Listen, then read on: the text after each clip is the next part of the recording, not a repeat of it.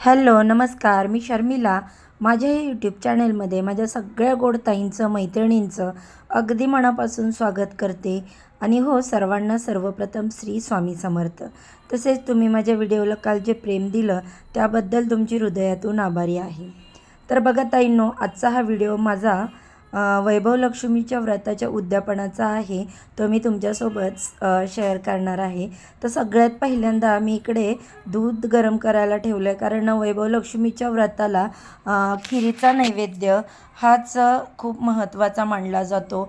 जसं की बघा, बाकीचे जे काही व्रत असतात त्याच्या उद्यापनाला आपण पुरणपोळी वगैरे करतो, पण या उद्यापनाला खीर केली जाते. मग ती शेवयाची, तांदळाची, कशाची तुमच्या आवडीनुसार तुम्ही करू शकता. किंवा मग देवीला मखाना देखील खूप आवडतो, कारण का मखाना हा कमळाच्या बीपासून बनलेला असतो, त्यामुळे तो देवीला अतिशय प्रिय आहे. तर आज मी इकडे बघा नैवेद्यासाठी शेवयांची खीर बनवत होते. तर इथे अगोदर जे दूध गरम करायला ठेवलं होतं ते चांगलं उकळून झालं. त्याच्यानंतर त्याच्यामध्ये मी ड्रायफ्रूट्स टाकले आणि माझी तयारी करून घेतली, कारण ही वेळ होती तिन्ही सांजेची. कारण जी वैभवलक्ष्मीची पूजा असते ती संध्याकाळीच मांडायची असते. मी बाकी जेवण सगळं नंतर बनवलं पूजा वगैरे झाल्यावर, पण नैवेद्यासाठी खीर मात्र अगोदर बनवून घेतली. कारण आपण जेव्हा बघा सुवासिनी बोलवतो हळदी कुंकवासाठी, 7 सुवासिनी किंवा 7 कुवारीकडनं बोलवायचं असतं, तर त्यांना देखील ही खीर प्रसाद म्हणून द्यावी लागते. त्यामुळे मी खीरच अगोदर बनवून घेतली. तर आता इकडे बघा, कस्टर्ड पावडर जी आहे ती मी याच्यामध्ये 2 चमचे टाकली, कारण कस्टर्ड पावडरनी खिरीला थिकनेस चांगला येतो आणि टेस्ट पण त्याची खूप छान लागते. आता खीर बनवायला ठेवली आणि मी लगेच म्हटलं आता पहिल्यांदा तुळशीला दिवा वगैरे लावून घ्यावा, त्याच्यानंतर मला पूजा मांडायची आहे. तर मी बघा रोज असं तुळशीला तुपाचा आणि बाहेर उंबरठ्यावरती तेलाचा असा दिवा लावते. तर आता इकडे मी अगोदर तुळशीचं पूजन करून घेणार, उंबरठ्याचं पूजन करून घेणार. कारण मी नेहमी सांगते बघा, अष्टलक्ष्मीचं स्थान हे उंबरठ्यावर असतं आणि तिन्ही सांजेला लक्ष्मी आपल्या घरामध्ये येते. त्यामुळे आपल्या उंबरठ्यावर तुळशीजवळ दिवा अवश्य लावा. आणि हो, अजून एक गोष्ट इकडे मी तुम्हाला मेन्शन करते की तुळशीजवळचा दिवा जास्त मोठा नसावा. कारण बघा असं म्हटलं जातं, जोपर्यंत तुळशीजवळ दिवा प्रज्वलित राहतो तोपर्यंत विष्णुदेव हे तिथे एका पायावर उभे राहिलेले असतात. त्यामुळे त्यांना जास्तही त्रास नको, त्यामुळे तुळशीजवळचा दिवा हा छोटाच असावा नेहमी. आता धूप अगरबत्ती लावून घेतली. धूप अगरबत्ती लावलं की वातावरण अतिशय सुहासित आणि प्रसन्नमय होतं. तर बघा अशा पद्धतीने माझी आता पूजा झालेली आहे उंबरठ्याची, तुळशीची, तिन्ही सांजेची. आता मी इकडे वैभव लक्ष्मीची जी पूजा आहे ती तुमच्यासोबत आज संपूर्ण शेअर करणार आहे. कारण बघा आज उद्यापनाचा दिवस आहे. जर माझ्या काही ताईंना ही जर व्रत करायचं असेल तर अशा पद्धतीने पूजा मांडणी अगदी सोपी असते बघा. तर मी ते तुमच्यासोबत शेअर करते. हा माझ्याकडे अष्टलक्ष्मीचा दिवा आहे, तर तोच मी इकडे प्रज्वलित करते. म्हणजे बघा, आता तुम्ही म्हणाल ताई दिव्यामध्ये तू मातीची पणती ठेवली आहेस तर डायरेक्ट का नाही दिवा लावला. तर बघा ताईंनो, मातीची पणती ही पंचतत्वांनी बनलेली असते, त्यामुळे तिचं पावित्र्य खूप असतं. म्हणून बघा मी नेहमी अशी मातीच्या पणतीचा जास्त प्रमाणात वापर करते, कारण दिवाळीमध्ये मी खूप साऱ्या अशा पणत्या घेऊनच ठेवते. तर आता इथे अष्टलक्ष्मीचं पूजन झालं, दिव्याचं पूजन झालं, त्याच्यानंतर आपल्याकडे जो वैभवलक्ष्मी मातेचा फोटो असतो त्याचं देखील विधिवत पूजन करून घ्यायचं. प्रत्येकाला तांदळाचं आसन द्यायचं बघा. आता इथे कलश पूजन करते. आता या कलशामध्ये आपल्याला बाकी सुपारी वगैरे काही टाकायचं नसतं, फक्त पाण्याने भरून कलश घ्यायचा, त्याला 5 हळदी कुंकवाची बोटं लावायची आणि त्याच्यावरती एक छोटीशी प्लेट किंवा वाटी ठेवायची. त्या वाटीमध्ये किंवा प्लेटमध्ये आपण असे तांदूळ घ्यायचे, तांदळावरती हळदी कुंकू अर्पण करायचं आणि त्याच्यानंतर एक सोन्याचा दागिना त्या तांदळावरती ठेवायचा. तुमच्याकडे सोन्याचा दागिना नसेल तर तुम्ही चांदीची वस्तू ठेवू शकता, आणि ती जरी नसेल तुमच्याकडे तर 1 रुपयाचं नाणं ठेवलं तरी देखील चालेल. त्यानंतर लाल फूल अर्पण करायचं देवीला. आता बघा इथे मी छोटी छोटी माझ्या घरात गुलाबाला आलेली देखील लाल फुलं इथे अर्पण केलेली.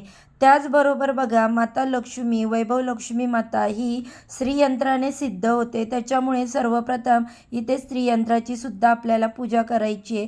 तर मी आता इथे सगळ्या मांडणी करते, ते मी तुमच्यासोबत शेअर करते. त्याचबरोबर लक्ष्मी मातेचा भाऊ म्हणून शंखांची ओळख आहे, त्यामुळे शंखाचं देखील इकडे पूजन करायचं. त्यानंतर आपण जी पोथी पठण करतो तिचं देखील पूजन करायचं. तर बघा, अगदी साधी सोपी अशी ही पूजा असते. वैभव लक्ष्मीच्या व्रताची पूजा ही खूप साधी असते आणि त्याचं महत्त्व मात्र खूप मोठं असतं.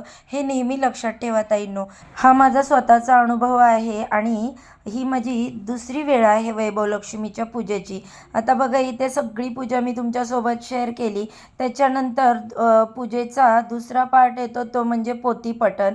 आता मी पुढे पोथीपठण देखील करणार आहे, ते पण तुमच्यासोबत शेअर करते. पोथी देखील खूप साधी आहे. लक्ष्मी तू कमलिनीचे जसे कल्याण केले तसे आम्हा सर्वांचे कर.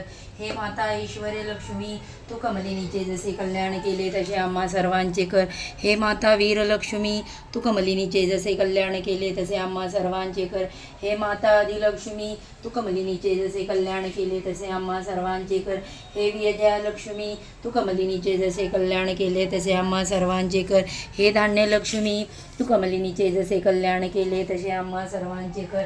हे संतान लक्ष्मी तू कमलिनीचे जसे कल्याण केले. तर अशा प्रकारे या पुस्तकामध्ये अष्टलक्ष्मीची आपल्याला जी नावं दिलेली आहेत ते पठण करायची. देवीचे स्तोत्र, मंत्र, तसेच वैभवलक्ष्मी व्रताची कहाणी, हे सगळं आपलं पोथीपठण झालं की मग त्याच्यानंतर आरती करायची. त्या आरती केल्यानंतर इथे पूजेची सांगता होते. सूर्यकोटी समप्रभ निर्विघ्नं कुरु मे देव सर्व कार्येषु सर्वदा.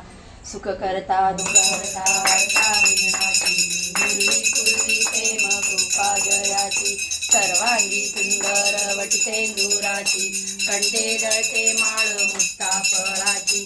जय देव जय मंगलमूर्ती व श्री मंगलमूर्ती.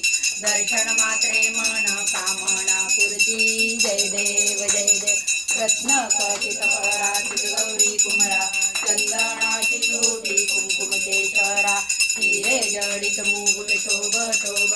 तर अशा प्रकारे सगळी पूजा झाली, आरती करून झाली आणि मग मी सुवासिनींना हळदी कुंकवासाठी बोलवलं होतं. तर इथे आपण 7 सुवासिनी किंवा 7 कुवारिका यांना हळदी कुंकवासाठी बोलवायचं असतं आणि त्यांना एक एक वैभवलक्ष्मी मातेची प्रत, एक फळ आणि फूल देऊन मग त्यांचं आशीर्वाद घ्यायचा. हे देवी स्वरूपच सुवासिनी मानल्या जातात. आणि त्यांना ही जी उद्यापनासाठी खीर बनवलेली असते तो प्रसाद म्हणून द्यायचा असतो खायला. तर आता इकडे मी 7 सुवासिनी बोलवल्या होत्या, पण ज्या सुरुवातीला आलेल्या होत्या त्यांचं मी इकडे शूट घेतलेलं होतं. त्यांच्या ओट्या भरल्या, त्यांना वैभवलक्ष्मी मातेची पोथी दिली. तर जेव्हा माझी पूजा वगैरे चालली होती आरती, तेव्हाच त्या आल्या होत्या. मग त्यांनी देखील आरतीचा लाभ घेतला. बघा ताईंनो, आपल्या घरामध्ये असं छानसं पूजा व्रत वैकल्प असेल ना की घर कसं भक्तिमय होतं. घरामध्ये खूप मोठ्या प्रमाणावर पॉझिटिव्हिटी निर्माण होते आणि आपण जेव्हा सुवासिनींना घरी बोलवतो, त्यांना हळदी कुंकू देतो, तर एवढं छान आणि प्रसन्नमय वाटतं ना. त्यानंतर बघा ताईंनो, इथे आमच्या बाजूला ज्या अक्का राहतात ना, खूप छान गाणी बोलतात. त्यांचे भजनी मंडळ आहेत. तर त्यांनी आज आपल्या देवीसाठी गाणी बोलली, ते मी तुमच्यासोबत शेअर करते. गणपती बाप्पा मोरया. तुळजा भवानी माते की सदानंदीचा उदो. पहिला मी गण गायला गायला वाईच्या गणरायाला. ओ पहिला मी गण गायला गायला वाईच्या गणरायाला. ओ पहिला गण गायला गायला वाईच्या गणरायाला. ओ पहिला मी गण गायला गायला वाईच्या गणरायाला. दुसरा गण मी यमाईचा यमाईला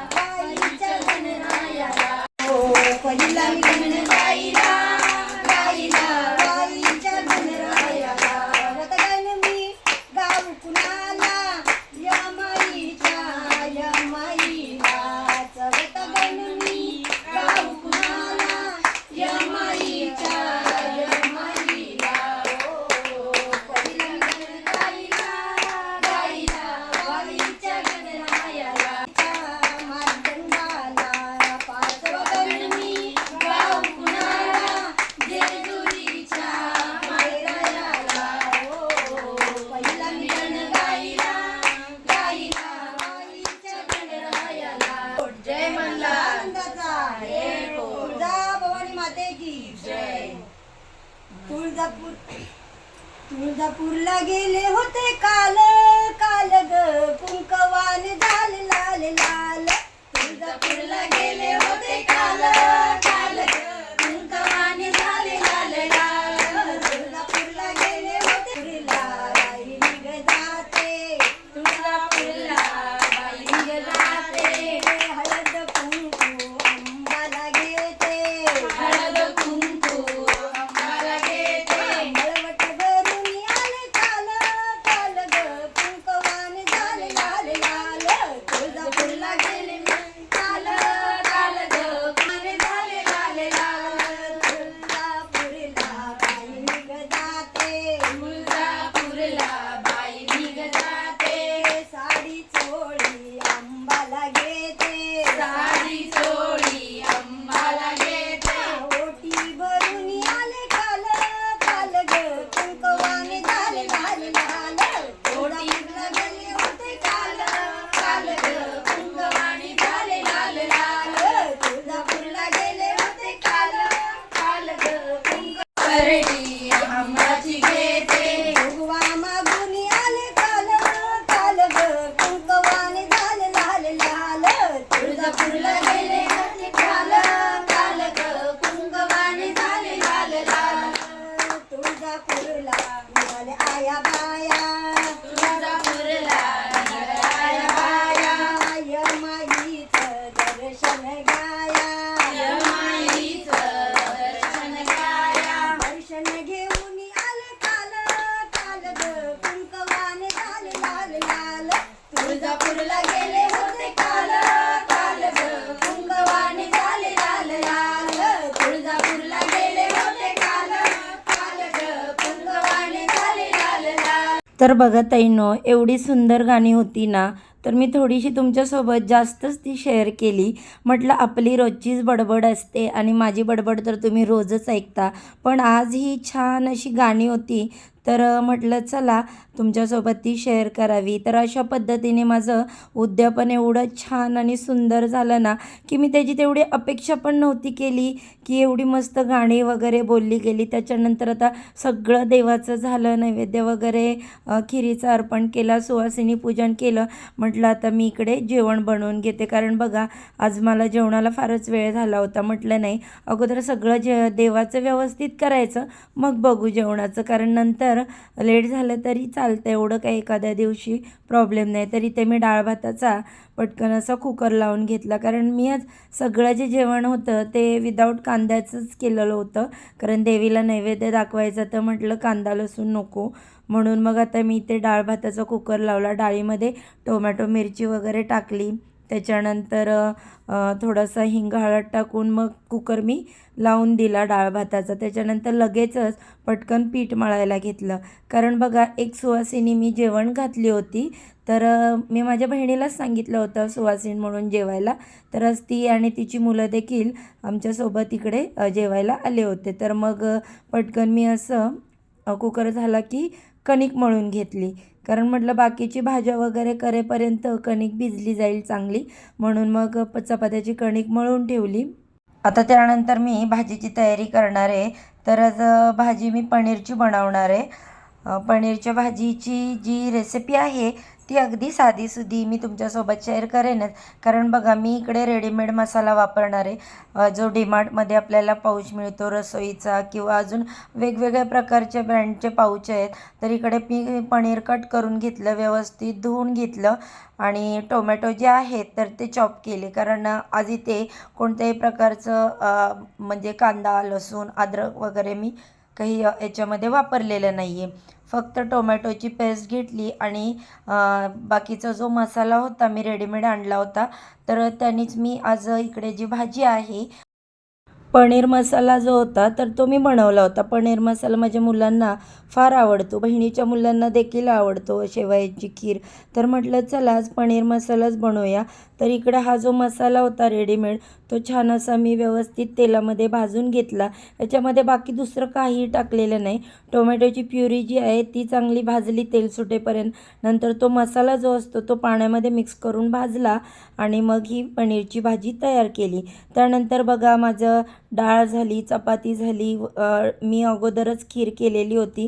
मग मी देवीला अर्पण केला आणि मनोभावे देवीची आशीर्वाद घेतले. तसेच देवीची क्षमा याचना देखील मागितली की जर या व्रतामध्ये माझ्या हातून जर काही चूक झाली असेल तर मला माफ करा आणि तुम्ही माझं हे व्रत स्वीकारा. तर अशा पद्धतीने आजचा हा वैभवलक्ष्मी मातेच्या व्रताचा संपूर्ण व्हिडिओ पूजा विधी मी तुमच्यासोबत शेअर केलं. तर ताईंनो, कसा वाटला तुम्हाला हा व्हिडिओ जर आवडला तर व्हिडिओला एक लाईक नक्की करा. वैभवलक्ष्मी माता तुमच्या सगळ्यांच्या इच्छा चांगल्या पूर्ण करोत हीच मातेच्या चरणी प्रार्थना करते आणि आजच्या या छोट्याशा व्हिडिओचा इथेच एंड करते.